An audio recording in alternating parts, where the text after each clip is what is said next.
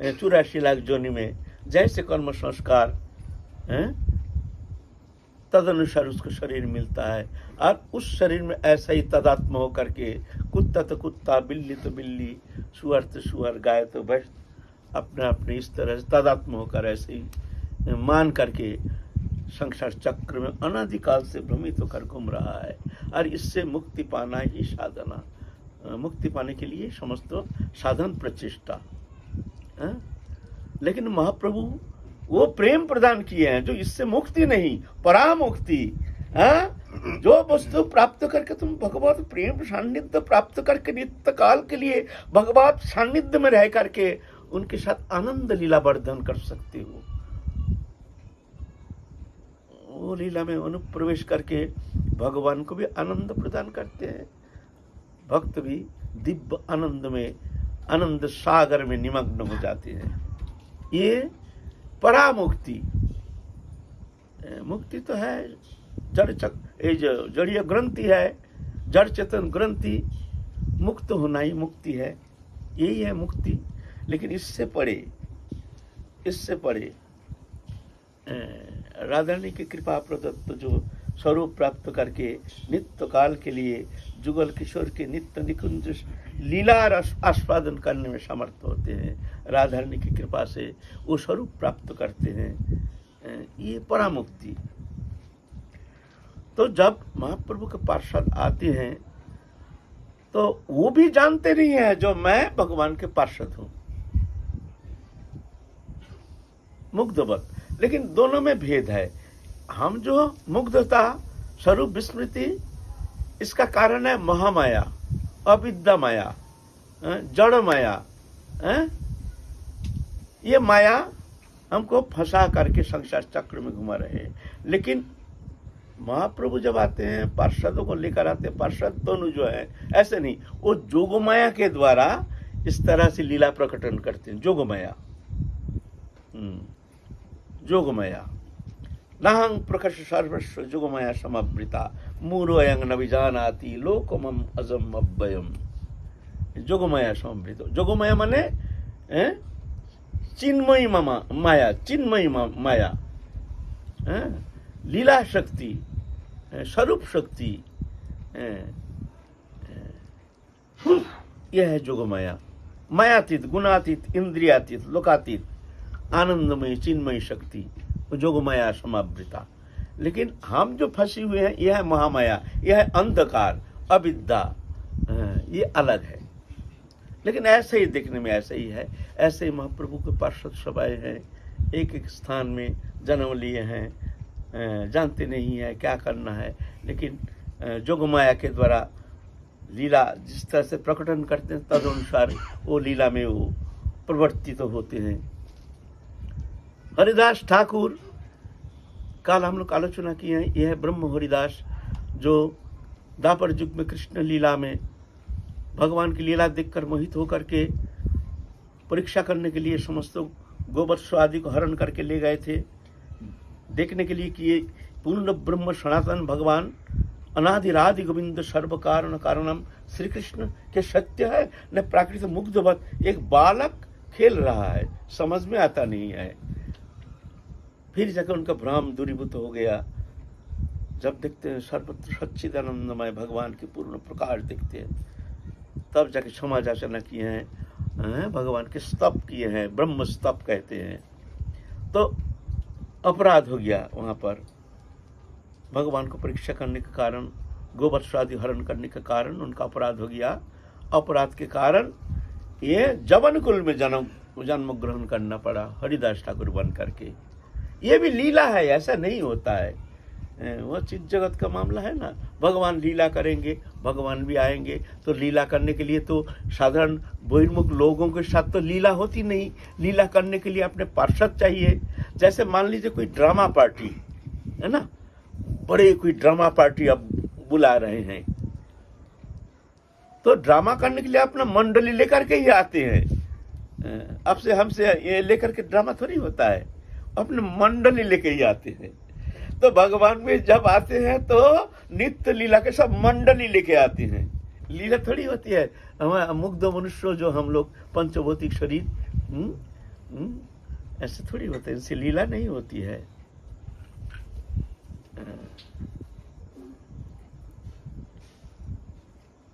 तो हरिदास ठाकुर आए हैं, जमन कुल में जन्म लिए हैं, फिर बचपन में ही मातृ पितृ वियोग होने के कारण और एक मुसलमान आदर के साथ उनको रखे हैं, लेकिन बचपन से ही वो जन्मजात संस्कार हरिनाम संकीर्तन, जहाँ हिंदू लोग कीर्तन करते हैं, नाम करते हैं, वहाँ जा करके उनके मंडल में बैठते हैं।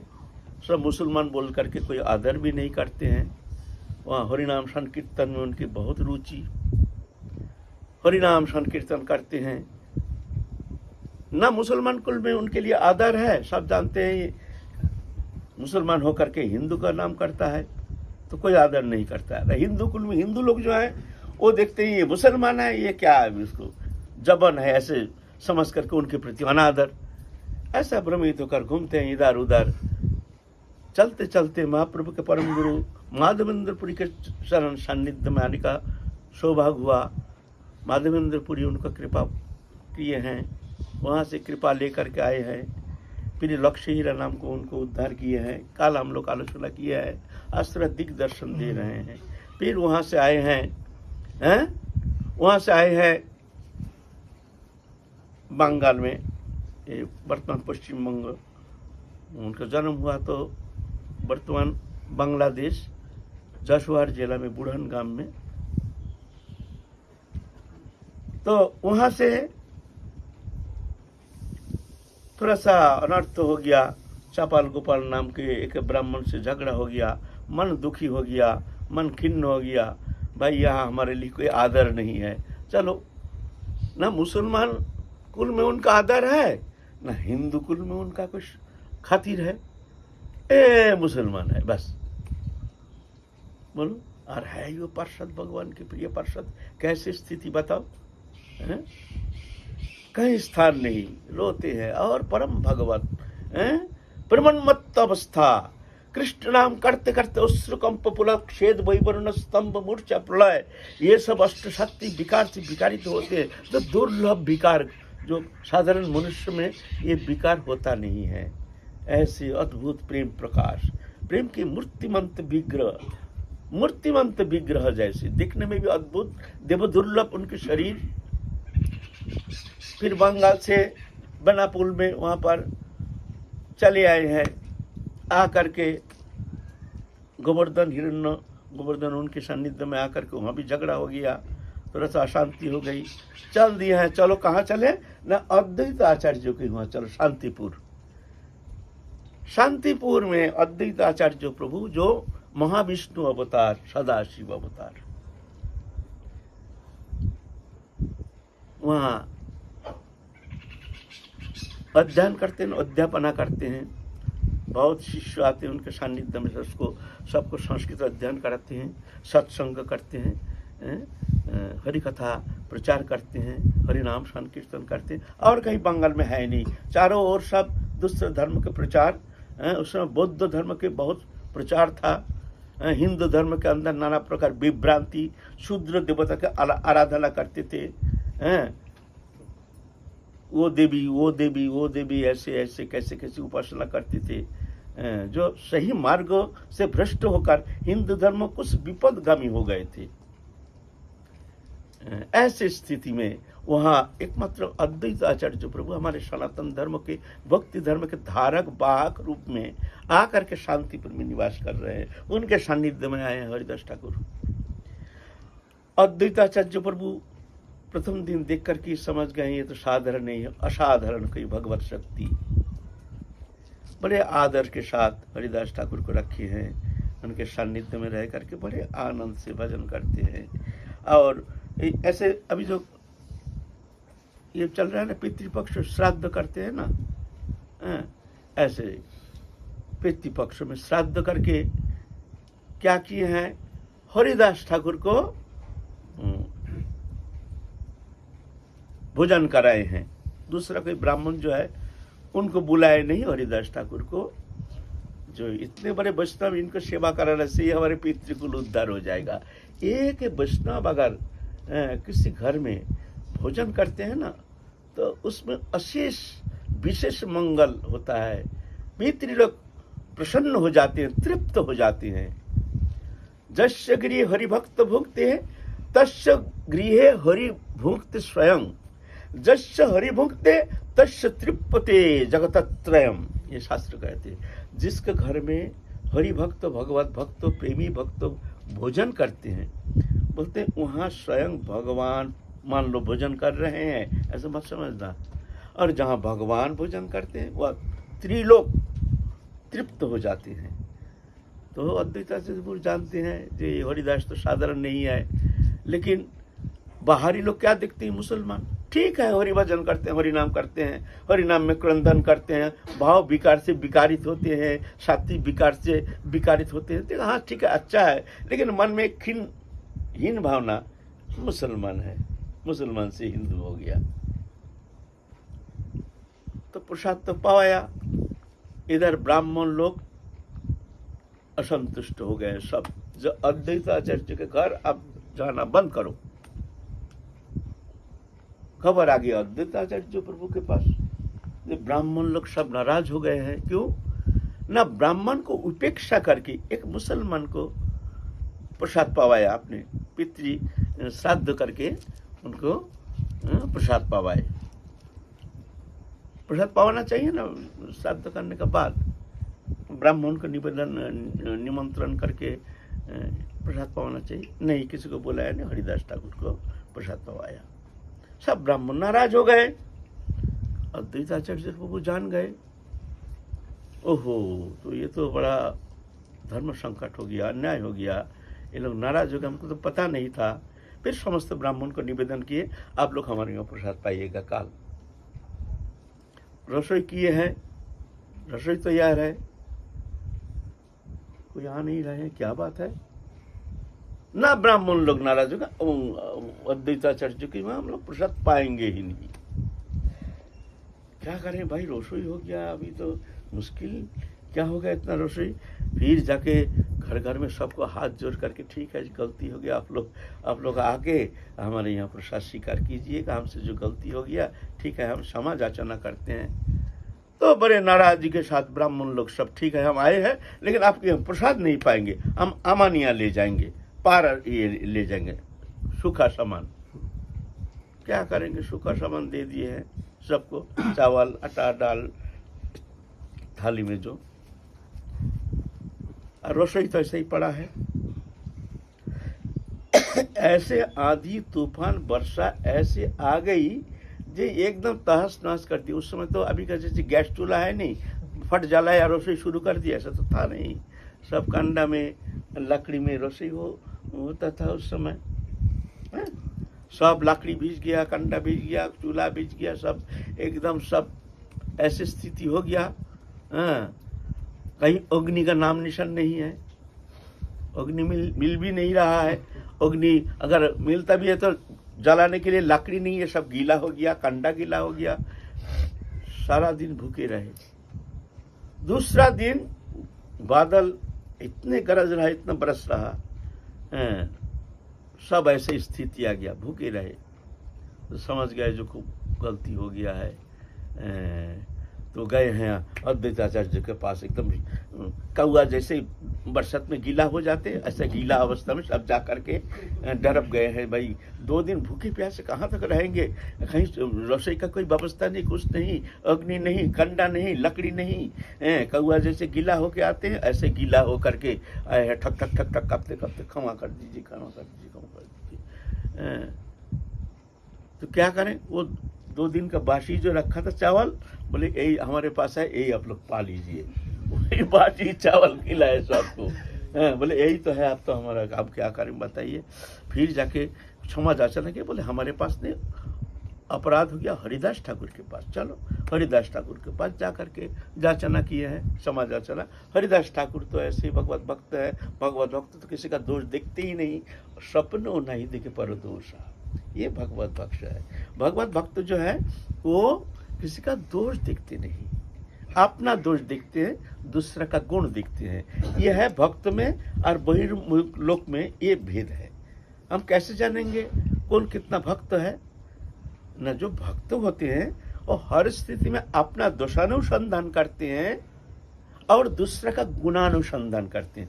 ओ इनमें ये गुण है, आह ये अच्छे हैं, इनमें देखो ये गुण है, उनमें देखो ये गुण। सब उनकी नजर ही ऐसी है कि हर स्थिति में दूसरे के अंदर गुण को देखते रहते हैं। ये व्यक्ति जो है इसका अंदर ये गुण बहुत अच्छा है, अच्छा ये है ना इसके अंदर ये गुण, सहिष्णुता, इनके अंदर दया, इनके अंदर हमसे अच्छा है। ओहो आहा, सब अवगुण भगवान हमको ही दे दिया। सब ऐसे सोच करके दुखी होते हैं, लज्जित होते हैं, भगवान से प्रार्थना करते हैं। अपना को हीन ज्ञान, अयोग्यता बुद्धि, इसी में ही प्रेम, इसी में सर्वसिद्धि।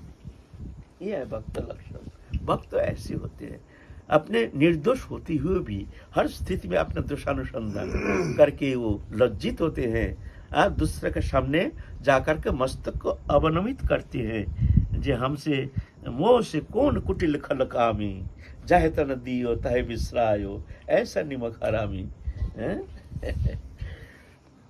हरिदास ठाकुर तो किसी को दोष देखते नहीं है, तो ठीक है, वहाँ तो सब आए हैं संत लोग आगे, अद्वैत आचार्य जो कि वहाँ रह रहे हैं। आप हरिदास ठाकुर देखते हैं, अरे यहाँ आए हैं, यहाँ भी वही झंझट, कहाँ जाए, वहाँ गए हैं, वह चापाल गोपाल, वो गोपाल चक्रवर्ती उनके साथ झगड़ा हो गया, उधर लखीरा को भेज दिया, जहाँ जाते हैं वहीं अनर्थ। हे भगवान मैं जाऊं तो जाऊं कहाँ? चलो सब छोड़ो, किसी के पास जाना ही है नहीं। कभी कभी हम अद्वैत आचार्य के घर आएंगे, एकांत में एक गुफा में भजन करना शुरू किया है। एक गुफा में, गंगा के किनारे गुफा है, उसमें भजन कर रहे हैं, तीव्र भजन करते हैं, कहीं जाते नहीं। अजाचक वृत्ति कोई दे दिया तो ठीक है, नहीं दिया तो अच्छा है। तो जहाँ भगवत भक्त हैं, ऐसे जो प्रेमी भक्त हैं, वो छुपे थोड़ी रह सकते हैं, प्रचार तो हो ही जाता है। सब लोग जाते हैं ढूंढ ढूंढ के उनके पास, तो गुहा में जाके बैठते हैं, तो जैसे जलन होता है, शरीर में जलन होता है। तो कहते महाराज आपके यहाँ शरीर में जलन जैसे होता है, क्या कारण है आपके गुहा के भीतर, क्या है ऐसे? तो दो एक जन देखे, वहां एक जहरीला बड़ा भयंकर सर्प रहता है। कभी कभी किसी ने देखा भी है गुहा के अंदर, जैसे मुंह निकाल करके रहता है ना, कभी कभी ऐसा देखने में आता है, घर में भी कहीं होता है। ऐसे दो एक जन देखे भी है, कहते हैं कि बाबा यहाँ भयंकर जहरीला सर्प रहता है, आप किस तरह से सहन करते हैं? आप यहाँ रहिए नहीं, इसमें आप बीमार पड़ जाएंगे। तो कहते हैं कहाँ, हमारा तो ऐसे कुछ कष्ट तो अनुभव नहीं होता है। अच्छा ठीक है, आप लोग जब कहते हैं तो ठीक है, हम निवेदन करेंगे सर्प महाराज से। तो कहते हैं सर्प महाराज तो है भीतर में गड्ढा में, जे है महाराज आप कोई भी हो, अगर आप चाहते हैं मैं रहूं यहाँ तो आप चले जाइए, अगर आप चाहते हैं ना आप ही रहेंगे तो ठीक है, मैं यहाँ से कल चला जाऊंगा। आप विचार करके देखिए क्या चाहते हैं आप। कहने का साथ साथ ये हरा पीला नीला, किसी ने कभी जीवन में ऐसे सर्प देखा नहीं। एक भयंकर जहरीला सर्प होश होश होश करते करते करते करते हरिदास ठाकुर को प्रदक्षिण करके निकाल के चले गए, गंगा की ओर चले गए। हरिदास ठाकुर भजन कर रहे हैं वहां भी निश्चिंतता नहीं। वहां भी एक दिन एक देवी मूर्ति आ गए, अद्भुत देवी, ये भौम जगत में इतना सुंदरी, इतना सुंदर अनिंदा सुंदरी दिखने में आता नहीं है, संभव नहीं है इतनी सुंदर। ऐसे लखीरा जैसे। माँ तुम कौन हो? नहीं, आपके रूप यौवन देख करके मैं मोहित हो रही हूँ, इसीलिए मैं चाहता हूँ कि आप हमारे मनोवांछा को पूर्ण करें। आप तो संत हैं। अच्छा माँ आप बैठे रहिए, हमारा भजन नियम है। ऐसे 3 दिन हो गया, 4 दिन हो गया, कोई विकार नहीं, निर्विकार। तब देवी कहते हैं, जी बाबा मैं साक्षात माँ महामाया हूँ, आपको परीक्षा करने के लिए आई हूँ, लेकिन आप विजय प्राप्त हो गए हो माया के ऊपर। ये हमारी जो दैवी माया, इसके ऊपर विजय प्राप्त करना मनुष्य के द्वारा संभव नहीं। दैवी जैसा गुणमयी मम माया दुरत्वया ममी बाजे प्रबद्धन्ते माया में तांतरंती थे। एक गुणमयी त्रिगुणमयी जो माया है, ये पार लगाना जीव का सामर्थ्य है नहीं। ममी बाजे प्रबद्धन्ते माया में तांतरंती थे। जो मेरे चरण में शरण लेता है, मेरी कृपा से वो माया पार लगा देता है। क्योंकि जीव है मायाधीन। माया देवी जीव को धारण करके रखे हैं, संसार चक्र में घुमा रहे हैं। दैवी जैसा गुणमयी मम माया दुरत्तया ममे बाजे प्रबद्धन्ते माया में तंग तरंती थे। ईश्वर सर्वभूतानां हृदय अर्जुन तिष्ठते भ्रमयान सर्वभूतानि जंतुरूढ़ानि माया। ये माया के द्वारा जीव जगत को इस तरह से घुमा रहे हैं भगवान। ये माया पार लगाना सबके सामर्थ्य नहीं है। ये माया पार लगाने के लिए मायापति के चरण शरण लेना जरूरी है। मायापति के शरण लेने से, मायापति की कृपा से ही वो माया पार लगा सकता है। नहीं तो साधक अपने चेष्टा के द्वारा, ऐसा कोई सामर्थ्य प्रभु ने दिया नहीं जिस चेष्टा के द्वारा वो माया पार लगा सकते हैं। तो माया देवी हंस करके बड़े प्रसन्न होकर के आशीर्वाद दे करके, जी हम बहुत प्रसन्न हैं जी, आप माया हमारे ऊपर तुमने विजय प्राप्त कर लिया। ठीक है, हरिदास ठाकुर तो वहाँ भजन कर रहे हैं, बीच बीच में अद्वैता चर्च के घर जाते हैं उनके सत्संग करने के लिए। तो इधर प्रचार हो गया हरिदास ठाकुर का जो महिमा, उनके दिव्य दर्शन सुलभ उनके चेहरा, फिर उनके अद्भुत प्रेम विकार, उनकी अलौकिक सिद्धियां, ये तो प्रचार तो हो ही जाता है। प्रचार हो गया। उधर जो मुल्कपति थे, राजा थे हुसैन शाह, और उनके काजी माने वर्तमान जैसे पुलिस है ना, जैसे थानेदार है, ऐसे काजी रहते थे। और काजी था दुष्ट प्रकृति के, हिंदू विद्वेषी। उसने जाकर के हुसैन शाह से निवेदन किया, जो जनाब ऐसे मुसलमान होकर के एक ऐसे बंदा हिंदू धर्म आश्रय करके मनुष्य का बुद्धि को बिगाड़ रहा है, इसके लिए कोई साझा होनी चाहिए। हुसैन शाह उतना हिंदू विद्वेषी नहीं था, क्योंकि सनातन गोस्वामी, रूप गोस्वामी, अनुपम वल्लभ, ये सब उनकी दरबार में रहते थे ना। लेकिन इतना भी नहीं था जो एकदम हिंदू प्रेमी, ऐसा भी नहीं था। तो क्या हुआ, करने तो बोले नहीं जनाब, ये आगे चल के और हमारे मुसलमान धर्मों के समाज जीवन को नष्ट कर देगा, बुलाओ उसको। हरिदास ठाकुर देखते हैं, भाई जब हुसैन शाह जनाब ने जब हमको तलब किया है, ऐसे जाना ही ठीक है, नहीं तो बांध के ले जाएगा, क्या जरूरत है, मुसलमान है, तो जानते हैं ना। चले गए हैं। जाने से उनके दिव्य दर्शन देख करके ही हुसैन शाह तो मोहित हो गए। आह, कितना सुंदर चेहरा है। क्या भाई तुमने बताओ, ये कितना तपस्या, जन्म जन्म के बहुत तपस्या के कारण तुमने कितना सुकृति से तुमने इस तरह से मुसलमान कुल में जन्म लिया, लेकर के तुमने ऐसे हिंदू आचरण करते हो। बोलो ये कैसी बात है, कितना भाग्य से तुमने मुसलमान कुल में जन्म लिया है। ये विचार तो तुम्हारी अच्छी नहीं है। इसलिए मैं चाहता हूं तुम, ठीक है जो किया, अभी तुम हिंदू धर्म छोड़ करके कलमा पहन करके तुम मुसलमान धर्म दोबारा स्वीकार कर लो, तो तुम्हारे लिए माफ हो जाएगा। तो उनके मधुर बोली, बड़े मधुर शब्द के द्वारा कह रहे हैं, जनाब खुदा एक ही है, भगवान एक ही है। जो भगवान है उनको ही खुदा कहते हैं, जो खुदा है उनको ही भगवान कहते हैं। नाम अलग, ये 10 नहीं है, एक ही जन है मालिक। इस जगत का मालिक एक ही जन है।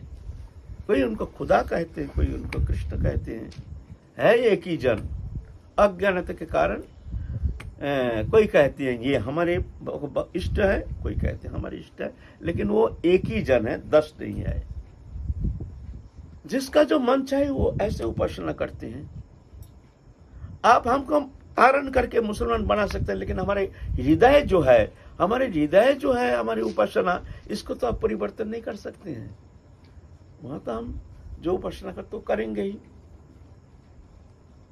और इस पे आपका क्या नुकसान है? कोई अगर मन से जो धर्म अच्छा लगे, जो उपासना अच्छा लगे, ऐसी उपासना करते हैं तो करने दीजिए, आपका तो कोई नुकसान नहीं हो रहा है। हम तो कोई मुसलमान धर्म का विरोध नहीं कर रहे हैं।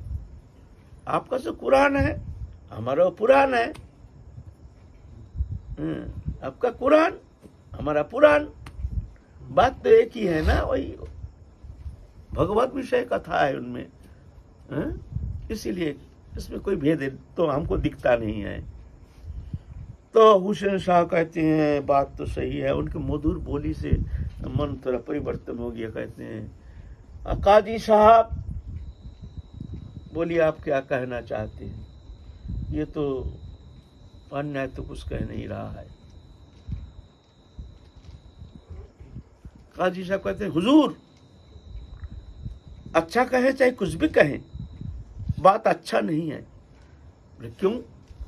ये मुसलमान और 10 मुसलमान को नष्ट करेगा। ये तो खुद भ्रष्ट है और भ्रष्ट करेगा, ये जहर पैदा करेगा। तो क्या किया जाए? न इसको 22 बाजार में कोरी मार करके, चाबक हुई मार करके इसको प्राण हरण कर दो, तो लोग जानेंगे जो मुसलमानों का हिंदू धर्म ग्रहण करने से क्या सजा होनी चाहिए। फिर कोई ऐसा दोबारा करने के लिए प्रयत्न नहीं करेंगे, इच्छा रहते हुए भी करेगा नहीं। ऐसी सजा होनी चाहिए। देखो काजी साहब, मैं क्या कहूं, आप जो अच्छा समझो ऐसा ही करो। जल्लाद को आदेश दिया। 22 बाजार माने 1 बाजार 2 बाजार मार्केट, एक मार्केट में ले करके वहाँ क्या होता है उस समय, हमारे यहाँ तो जो पेपर में आदि कानून जो भी होता है हम जान जाते हैं, रेडियो में। उस समय क्या होता था, राजा जो आदेश करते थे वो एक दामामा होता है, ऐसे ऐसे ढोलक जैसे लंबा, दम दम दम दम दम दम दम दम दम दम बजाते हैं मार्केट में जा करके। बजाने से लोग वो आवाज़ सुनते ही जान जाते हैं कि राजा की तरफ से कोई नया संदेश आया है, फरमान आया है। फरमान माने राजा जो मन चाहे वही फरमान है, चाहे वो झूठा हो, अन्याय हो, चाहे नष्टकारी हो, कुछ भी हो, वो बात नहीं। जो राजा कहेंगे वही कानून है, बस वही कानून तुमको मानना पड़ेगा, चाहे अन्याय हो चाहे कुछ भी हो। ऐसा करके दमामा बजाते हैं, सब लोग आ जाते हैं इकट्ठा, राजा ने नया क्या फरमान जारी किया है। ऐसा फरमान जारी करते हैं 7 दिन के अंदर गांव छोड़ के चले जाओ, लो फरमान आ गया, कुछ भी कर सकता है। इसलिए सब दमामा बजते ही सब इकट्ठा हो जाते हैं, भाग के आते हैं सब घर बार छोड़ के, क्या संदेश लेकर आया है राजा, क्या फरमान जारी कर रहे हैं। तो मार्केट में जाकर के दम दम दम दम दम दम दम दम दम दम दम दम दम, फिर लोग इकट्ठा हो जाता है, जो भाग भाग के आता है कि आज फरमान आया है। हरिदास ठाकुर को लेकर के वहां ठाड़ा कर देते हैं। देखो मुसलमान हो करके हिंदू धर्म अपनाने का कारण, हिंदू का भगवान का नाम लेने का कारण क्या सजा होनी चाहिए, ये देखो। कोई अगर ऐसे आचरण किया तो उसके लिए भी ऐसे ही सजा होगी। दम दम दम दम दम दम दम दम। बस आप हरिदास ठाकुर को ठाड़ करा देते, हुईप चलता है, कोड़ी चलता है, कोड़ी ना, यह है। ऐसा करके 22 बाजार, जब तक नहीं मरेगा तब तक ऐसा चलेगा ये साझा। तो एक एक मार्केट में ले जाता है और इस तरह से दमामा बजा करके लोग इकट्ठा करता है, ऐसे चिल्ला के बोलता है और हरिदास ठाकुर को मारता है ऐसे। और भगवान स्वयं अपने पीठ पे वो जो कोड़ी मारते हैं ना, उसको समस्त दर्द वेदना सब अपने ले लेते हैं स्वयं महाप्रभु।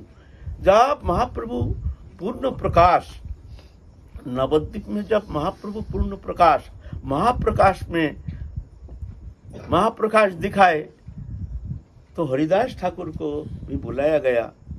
तो महाप्रभु दिखाते हैं अपने पीठ को, देखते वह काला दाग जैसे बहुत मारा है कोई हुई।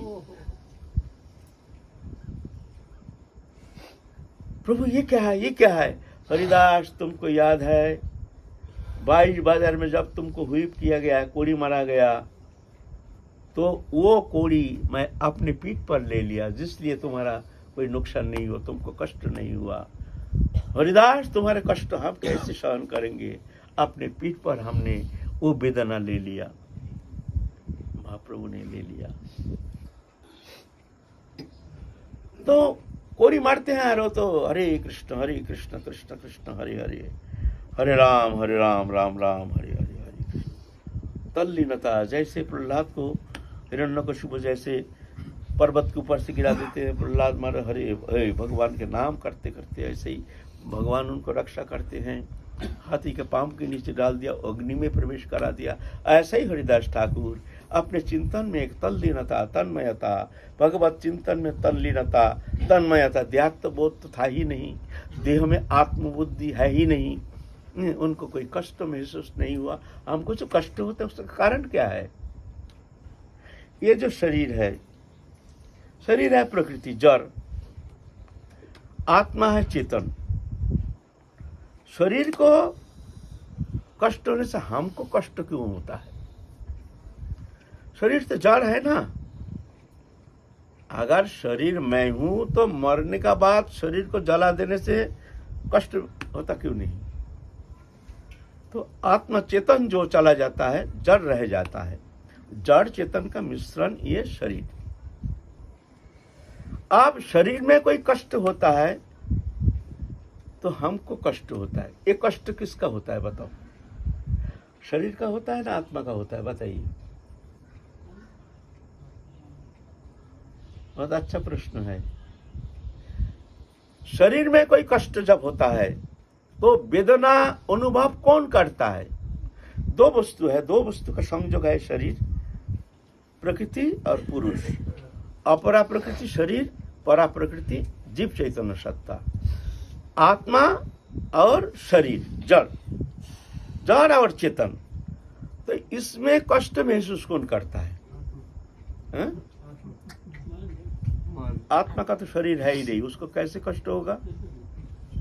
आत्मा तो शरीर है नहीं ना, लग रहा है शरीर में ना, और आत्मा है अशरीरी। चिंता कीजिए, आत्मा तो अशरीरी है, उसका शरीर ही है नहीं। अचिद्यम अदज्यम अक्लिद्यम अशिष्य बच, अक्लिद्य अशिष्य है, अदाज्य एक कभी जलते नहीं है ना। तो उनको कष्ट क्यों होगा? उनका शरीर से अलग है। तो आया शरीर को कष्ट होता है, और शरीर तो जड़ है, इसको कष्ट कैसे होगा? शरीर जड़ है, इसका कष्ट कैसे होगा? आत्मा शरीर नहीं तो उनको कष्ट कैसे होगा? तो होता है किसका कष्ट? बड़ा प्रश्न है ना। सूक्ष्म शरीर को होता है, सूक्ष्म शरीर को होता है। किसके शरीर में भूत आ गया, उसको थप्पड़ लगाने से भूत को कष्ट होता है, चला जाता है।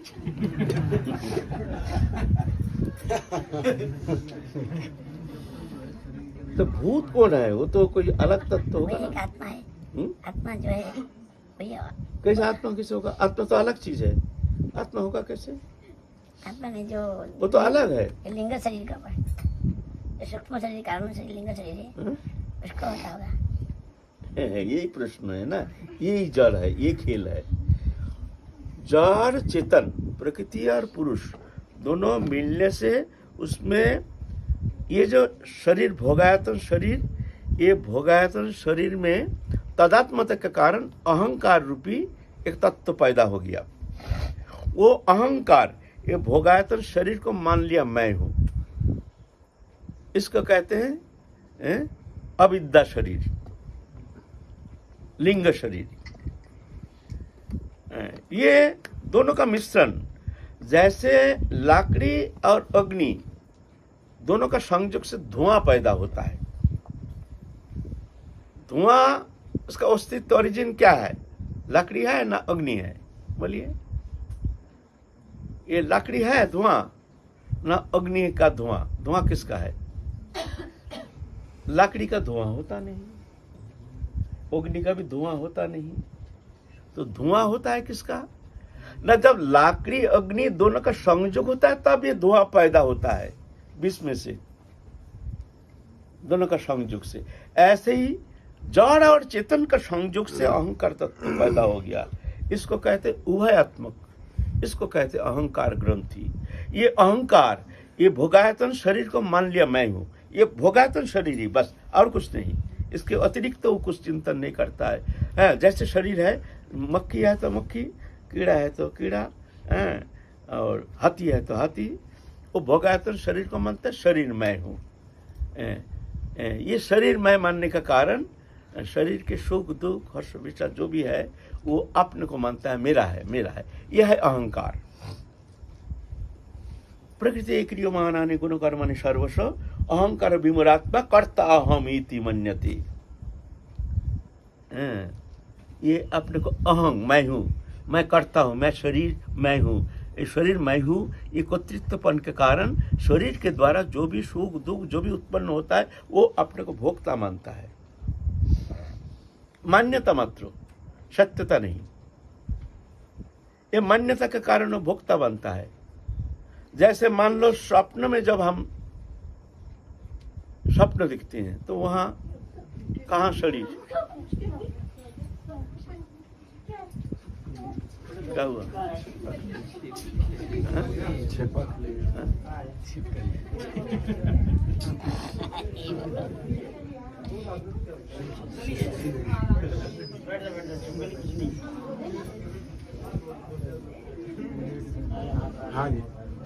स्वप्न में हम ऐसे बैठिए, ऐसे बात सत्संग होता नहीं है। छोटी सी बात पर विक्षेप आ गया तो क्या होगा सत्संग? बोलिए। छोटी सी बात पर विक्षेप आ गया। स्वप्न में हम क्या करते हैं? एक स्वप्न जगत में शरीर कल्पना कर लेते हैं। स्वप्न है क्या? जो हमारे जो अहंकार है ना, वो अहंकार, मन, बुद्धि, अहंकार तीनों एक सरल रेखा पर रहता है। मन, अहंकार जगा हुआ है तो बुद्धि जगा हुआ है, मन जगा हुआ है। अहंकार सो जाता है, बुद्धि सो जाती है, मन सो जाता है। जब किंचित मात्र जगा रहता है, आधा सोया रहता है, किंचित जगा रहता है, उस समय अहंकार भी किंचित जगा रहता है और बुद्धि भी और मन भी। मन उस समय भी घोटाला करता है, वो चुपचाप रहेगा नहीं, कुछ ना कुछ करेगा ही। तो ऐसे किंचित जब सोते अवस्था में किंचित अहंकार जगा रहता है, पूर्ण सुषुप्ति नहीं, एक जागृति स्वप्न सुषुप्ति तीन अवस्था। सुषुप्ति अवस्था में अहंकार निश्चल हो जाता है, न्यूट्रल हो जाता है, शांत हो जाता है। उस समय मन भी शांत, बुद्धि भी एकीभूत होकर के एक सरल रेखा पर रहता है। लेकिन स्वप्नावस्था में किंचित जागृति रहने के कारण मन घोटाला करता है, वो चुपचाप नहीं रहेगा, वो एक शरीर कल्पना करता है, संसार कल्पना करता है। संसार कल्पना करके उस संसार सत्य आरोप कर लेता है मन ही मन में। वो तो दुष्ट है, तो काम तो चुपचाप रहेगा नहीं, शांत रहता नहीं है। मक्खी देखा है ना, ऐसे ऐसे घूमता है, सीधा चलेगा नहीं मक्खी। ये मन भी ऐसे ही है, सीधा चलेगा नहीं। ये चिंता ही चिंता। अभी दिल्ली गया, बम्बई गया, फिर लखनऊ गया, ऐसा मन भी ऐसे ही है, भ्रमित करता है। चंचलेंगे मन कृष्ण प्रमादि बलभद्रम तस्य निग्रह मन बाहिर दुष्करम।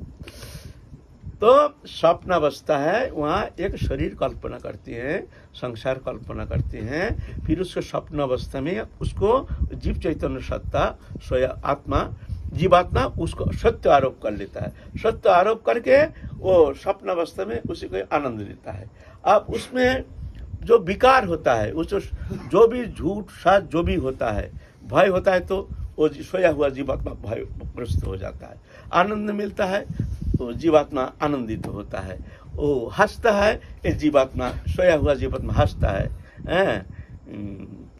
रोता है, ये सोया हुआ जीवात्मा रोता है। लेकिन वहाँ ना शरीर है ना संसार है, लेकिन वो विकार पूरा प्राप्त हो रहा। क्यों? उसको सत्य आरोप करने का कारण। कब तक रहेगा विकार? जब तक वो जागता नहीं है झूठा, किंतु विकार तुमको पूरा उसका शरीर, वो जो स्वप्न अवस्था का जो भी विकार है तुमको पूरा भोगना पड़ेगा। मिथ्या है लेकिन भोगना पड़ेगा। कब तक? जब तक तुम नहीं जागते हो। जागने ओ रे ये स्वप्न, रे बाबा क्या भयानक स्वप्न है। कुछ नहीं, ना वह संसार है ना शरीर है। ये जागृत अवस्था भी ऐसा ही है। शरीर को हमने अपना मान लिया, ये एक स्वप्न अवस्था जैसे। दोनों झूठा है, यह शरीर भी झूठा है, यह मान्यता भी झूठा है। लेकिन स्वप्न अवस्था और यह अवस्था में दोनों भेद है। स्वप्न अवस्था में शरीर भी नहीं है, संसार भी नहीं है। ये जागृत अवस्था में ये शरीरधारी जीवात्मा जो है, ये संसार है, शरीर भी है, लेकिन झूठा स्वप्नवत क्या है? इसको सत्य आरोप करने सत्य है, ये शरीर मैं हूं, शरीर संबंधी वस्तु मेरा है, ये स्वप्नवत, यह है स्वप्न, ये स्वप्न। ना शरीर मैं हूं ना शरीर संबंधी वस्तु मेरा है।